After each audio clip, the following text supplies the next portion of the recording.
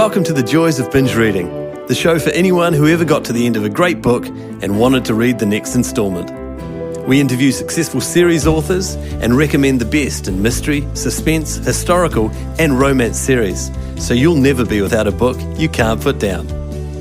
You'll find this episode's show notes, a free ebook and lots more information at thejoysofbingereading.com. And now, here's our show. Grace Burrowes is a New York Times best-selling romance author who started out writing for the sheer fun of amusing herself. She'd written close to 24 books and more than 2 million words before she ever thought of publishing anything. Hi there, I'm your host Jenny Wheeler, and today Grace talks about why the joy of the pen is its own reward, and what it's like being a multiple RITA finalist and now author of more than 70 Regency and Scottish romances. But before we talk to Grace, just a reminder that the show notes for this binge reading episode can be found on the website, thejoysofbingereading.com. That's where you'll find links to Grace's books and website, as well as details about how to subscribe to the podcast so you don't miss future episodes. But now, here's Grace. Hello there, Grace, and welcome to the show. It's great to have you with us. It is wonderful, and I do mean wonderful, to be here.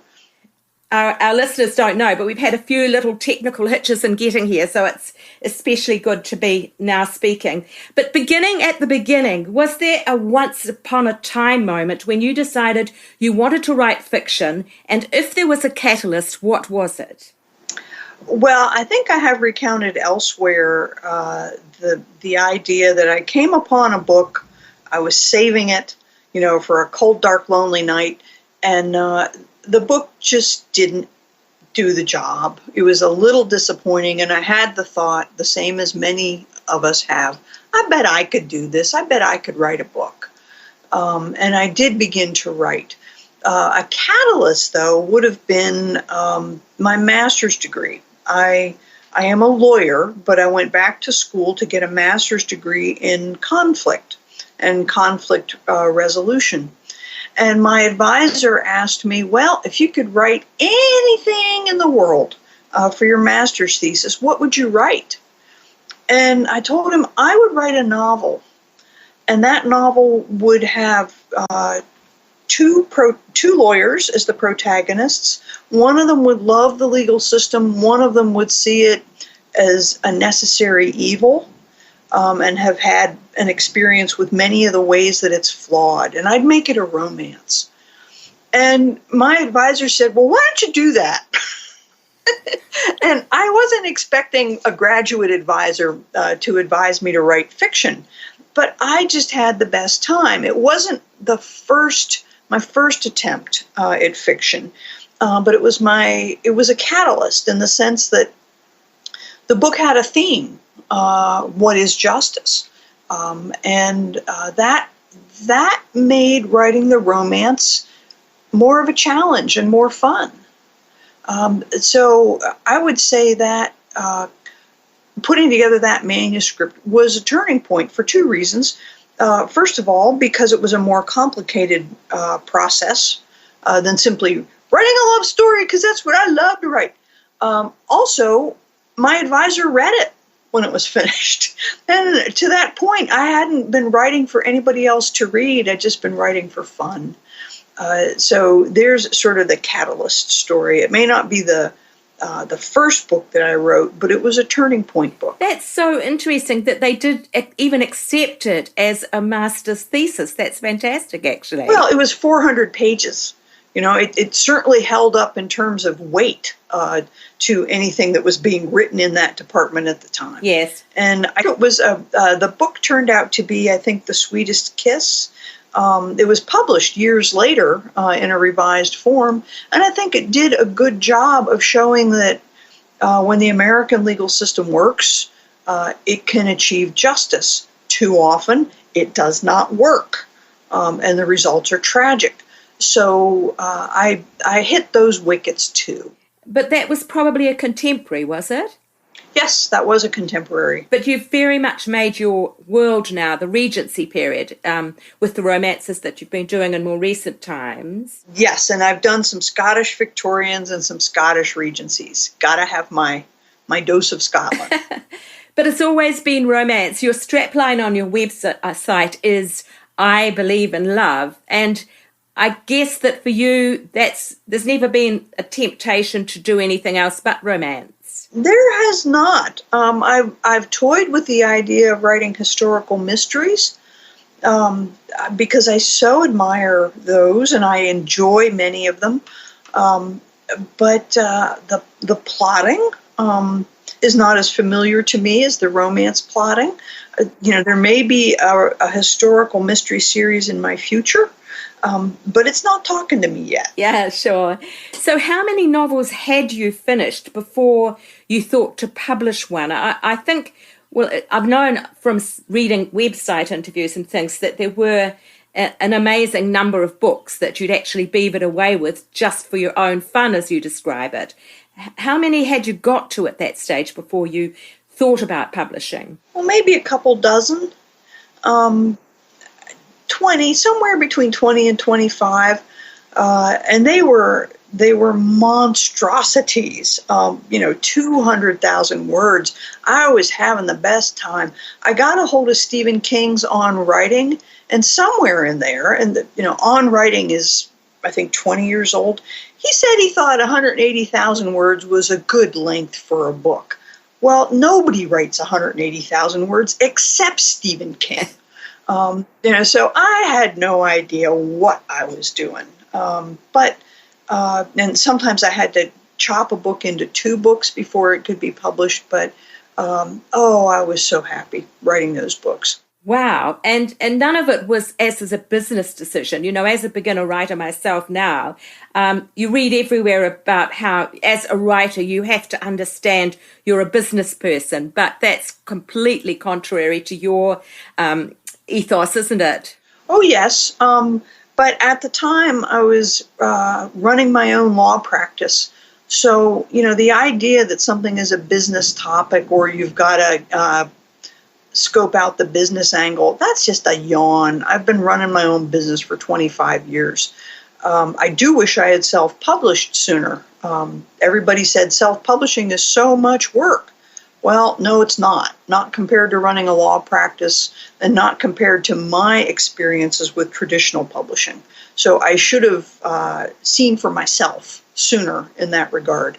But I don't have a television, and I live pretty much alone in the country. So entertaining myself has always been an item on the agenda. And writing for me was just a form of entertainment. And I think we've lost that. We've lost sort of writing as a hobby.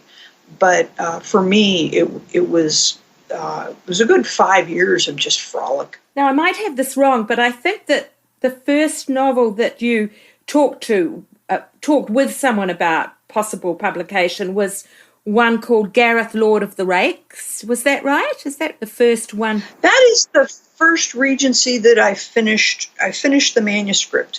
And that, I think, should have been, at least in that series, The Lonely Lords, the first one published. However, the first house that I worked with was Source Books, and my editor was Deb Worksman. And she had the thankless task of sifting through. She would say, send me your best 3.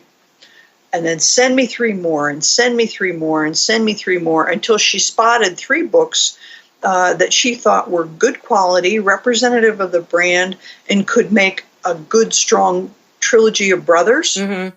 So the first one she published was The Heir, followed by The Soldier and The Virtuoso. I was interested in Gareth because when I read about the premise, it sounded remarkably brave for a first-time author. It was a rakish Marquess who's tasked with ruining a proper and well-bred young woman. And I thought, wow, that's pretty strong territory for a romance novel first book. Well, I have 4 brothers, And I've told them I struggle with plotting. You pick the low-hanging fruit, you use the tropes that appeal to you most, and then what do you do? And one brother said to me at one point, you make your protagonists choose between the competing demands of honor. And, here is a Marquess, and he's sort of convinced himself that he's an unredeemable bad boy. And a proper lady says to him, look, if you ruin me, I'll be ruined, but I'll have a roof over my head. I'll be safe. I'll have means because I can manage this brothel that's been bequeathed to me. If you don't ruin me, I'll be ruined just the same because I've been left in penury, but I won't be able to eat. I'll end up on the street, and I would rather own the brothel than work in the brothel. And those were his choices. And he could have walked away, but then she would have gone to somebody else. So I thought I did a pretty good job of boxing the hero into, dude, just how big a horse's behind are you willing to be? And in the end, he sort of found a way out of the box, and he found his own decency in the process. So we can thank one of my brothers for that premise. It's remarkably astute, really, because, in the craft books that I've read, there's this thing called the best bad choice. Yeah. And the idea is to give your protagonists, push them into a situation where they're faced with two bad choices and they have to make the best of a bad choice. That's one of the ways that you sort of generate interesting conflict. So it's that under another guise, isn't it? It is, and it's. I find a theme in my life is rejection of forced choices. We're often told, well, you can be a social worker or you can be a scientist, but you can't be both. Well, yes, you can. It's just going to be long and expensive and a lot of work, but you can. Women are frequently asked, is it, career or family? Whoever asks a man that? Men are doing both all the time. So my knee-jerk reaction in the face of a forced choice is, those are not my only options. There's at least a third way and probably a fifth and a seventh. Yeah, that's great. And when it comes to plotting, you also can do that, write a little list of 10 things that could happen and then decide on which looks the most interesting. And I think it often is when you get to 4 or 5 or 6 that the most interesting idea starts to pop up. The first 2 or 3 may not be the most interesting at all. But that's a little side track, I suppose. The major series is the Wyndham family, and they have grown into an empire, really. How long have you been writing the Wyndhams, and how many books are there now? There are a total of 8 Wyndhams because there are 8 siblings. There are a couple little novellas for the mom and dad, the Duke and Duchess. And these Wyndhams just sort of pop in and out of the bushes in other books. But I think there are a total, with all the novellas, 10 or 12 titles. Yeah, because there's an impressive family tree in the beginning of them that you can sort of look and see how they're all interrelated. Yeah, if you're a visual thinker, and I am, I would rather see a family tree than read a list of dramatis personae. Yeah. I want a picture. Your books have a very strong sense of period, which is one of the things I enjoy about them. And I'm curious to know, have you actually, visited England and looked in Regency London or got a feel for the period by actually going there? I have. I'm lucky to live on the East Coast of the United States. So a trip across the pond is 6 hours in a plane, 7 hours in a plane. It's not that bad. And we mostly do red eyes from the East Coast. So you fall asleep in Newark and wake up in London. I go as often as I can afford to, and I try to see a combination of things I planned and sort of serendipitous, spontaneous, that looks interesting kind of items. And it's in the United States, our recorded history started 300 years ago, maybe 400 if you're on the East Coast. But if you're on the West Coast, 150 years ago. And you compare that, to the centuries and even millennia of history that's available in the UK, and it just boggles the American mind. And it's delightful, and it feels like you can dig and dig and dig and dig and dig and never reach bedrock in the culture. It fascinates me. I wish I could spend long chunks of time. Yeah. Perhaps moving away from the specific books to a more general focus, you've hit the New York Times bestseller list 3 times in 4 books at one stage, and you've been a RITA finalist many times. You must have a sense of having, quotes, made it now, have you? And what does that feel like? It feels wonderful. I am so fortunate. I am just so sort of a quiver with glee that I get to do something I love so much and make a living at it. And I'm so grateful to my readers, to the other writers that boost me along the way. This is what I was born to do, is to write happily ever afters. And on 5th grade career day, way back when you're a little person, nobody ever says to you, would you like to write fiction? It's just not one of the, just as they don't offer us, would you like to be a painter? Would you like to be first violist in the Philharmonic?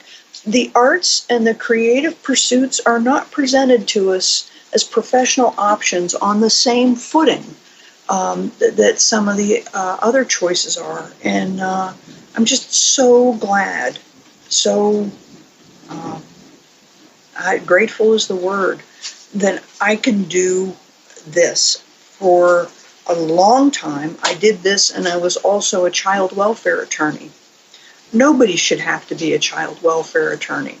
You see things and hear things, and you have to listen to stories and meet people who have experienced trauma on top of tragedy, on top of foolishness. And I think if I had not had the romance to read and write while I was being that kind of lawyer, I could not have been that kind of lawyer. I couldn't have represented those clients. I couldn't have lasted as long as I did. So I am grateful to romance writers who've sustained me, and I'm grateful to be a romance writer. In what way do you think that romance has changed over the time you've been writing? And do readers expect something different from you now than they did when you first started out? Let's say I've been writing for the past 10 years. And in that time, historical romance, for one thing, has become broader. You can now write Edwardian, you can write Victorian, you can write Elizabethan, you can write ancient Rome, you can write Incan Peru. So the readership has broadened with us. There are far more options within the romance genre. It's as if the subgenres don't fade. There's still people writing vampires. There are people writing dystopian. There are people writing erotic romance. It's all still there and all available, but we keep adding more depth and breadth to the genre. There is certainly an emphasis on diversity and inclusivity that wasn't there 10 years ago. We have a long way to go, but the discussion has started. I think there are more people writing romance, which is good. Self-publishing, of course, has changed the landscape for many of us. And it's no longer just a traditional publishing game. So I see all of those steps as positive. I think the genre is livelier, and it does a better job of offering something for almost every reader. That's great, yeah. Is there one thing you've done in your writing career more than any other that you see has helped with your success? That's an interesting question, because I think often as writers we look at the people at the top of the game and we say, I'm going to do what they're going to do, and I'm going to be successful, without realizing that there's a fallacy in that. if those people had been doing things a little more like we do, they might be twice as successful. Success fallacy is something that I try to be aware of. If I am successful to some extent, it's despite what I've done, not because of what I've done, and trying to figure out those two piles, where are the despites and where are the because ofs, takes a crystal ball.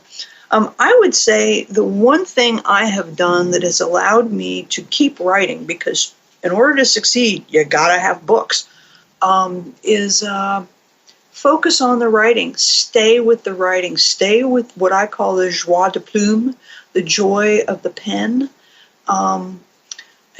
because it's very easy to get distracted by comparing yourself to other people, by hopping on writing trends, by hopping on marketing trends, by seeing the glass half empty. But if writing brings you joy and you can keep in touch with that joy, then all the ups and the downs won't unhorse you. And the ups can unhorse you just as badly as the downs. But if you can stick with the writing and stick with the pleasure of creation, then you'll probably be around for a long time having a good time. Grace, that sounds so wise. I think that's marvellous. I can see why you have been invited to be a speaker at Romance Writers New Zealand. You've got a lot of wisdom there. Look, turning to Grace as reader, this series is called The Joys of Binge Reading, and I've seen it as being focused on writers who do series, because the taste for reading in series has certainly developed since we've been binge watching on TV, or some people have been binge watching on TV. Have you ever been a binge reader yourself? And if so, is there a current series or author who you're really enjoying at the moment? Well, because my reading tastes were developed when all we had was traditional publishing, and you would get one or two Mary Baylogs a year.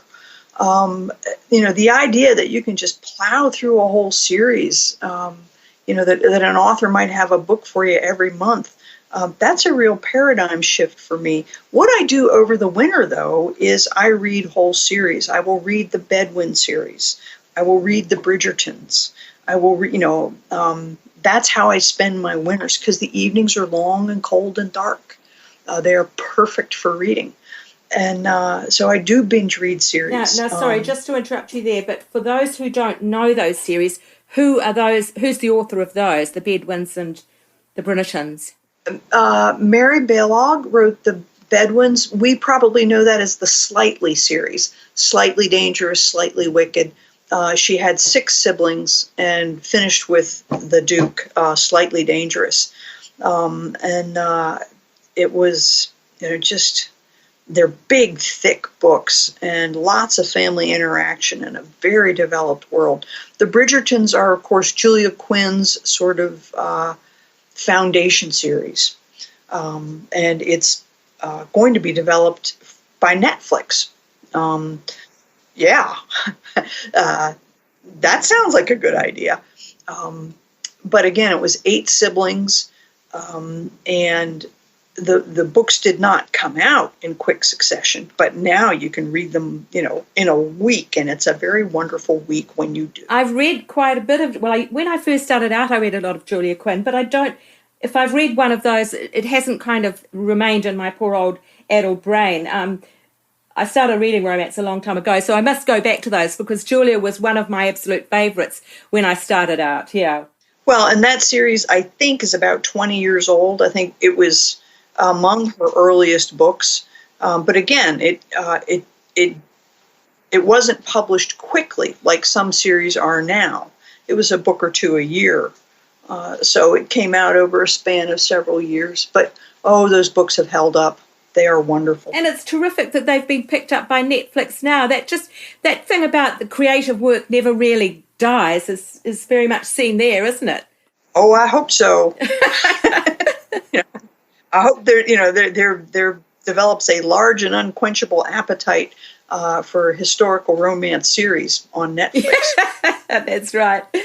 Look, we're sort of coming to the end of our time together. So I'm just turning back and looking across the years. At this stage in your career, if you were doing it all again, what would you change, if anything?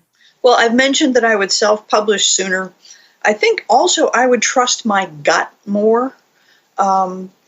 It's, as we bring to writing a lot of experience as parents and spouses and professionals and neighbors and homeowners, and yet somehow when it comes to the writing, we sort of forget all that and are looking to others for guidance, sometimes contrary to our instincts. And when I have the uh-oh feeling as a lawyer or as a mom, I listen to it. I was much slower to listen to my instincts as a writer, so that if somebody was saying that a deal didn't, if there was an offer on the table that didn't feel quite right to me, I was more likely to just sort of hold my nose and sign it and assume I didn't know any, I was new to this. I didn't understand the business end of it. People would consider themselves very lucky to even have a contract on the table. I talked myself out of my doubts, and I should not have done that. That's really interesting, yes. Now, what is next for Grace the writer, your work and project, and any new projects underway? I will start a new series. Yes. The series is Rogues to Riches, and the first book comes out November, and that will be my one and only Duke.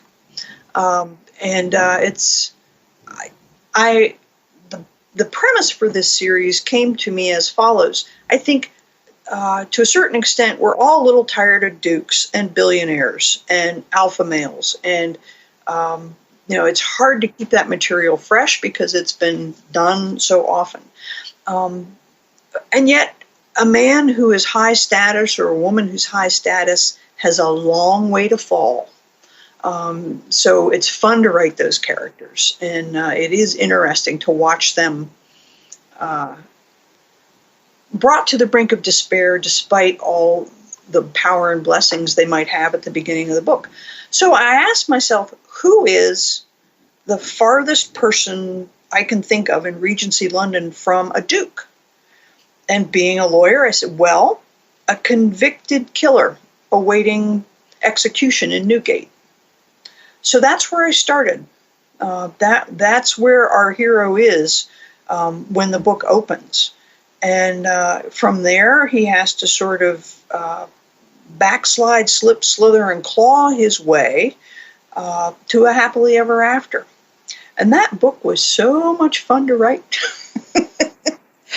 It was a challenge, but it turned out to be a fun little book.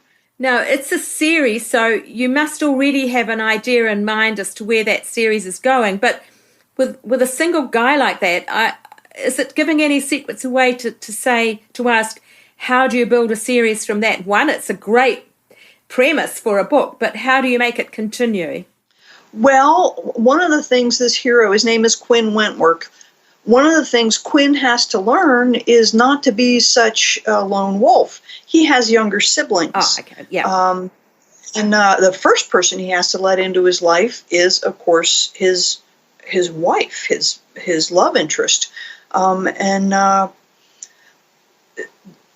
He also his power comes from the fact that he's a very wealthy banker, though bankers were held in pretty universal contempt because they were always skirting around the usury laws. So he has a business partner, he has employees, he has servants in his home.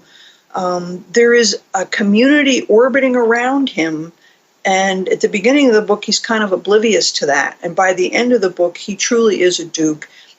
He leads. He leads others. He doesn't just go charging around on his own.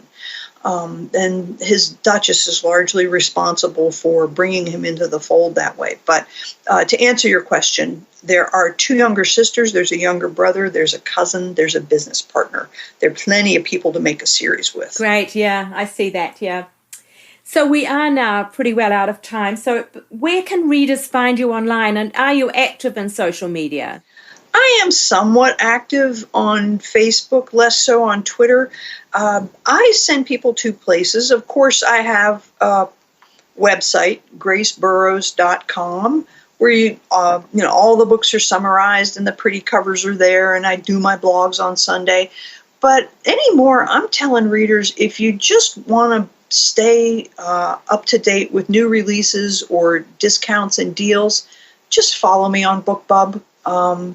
It's, I think, a happy little environment where we all recommend books to each other, but you're spared sort of the social media kitten pictures and flame wars, and you just get the things a reader wants to know. When is a book coming out? When is a book going on sale? Right.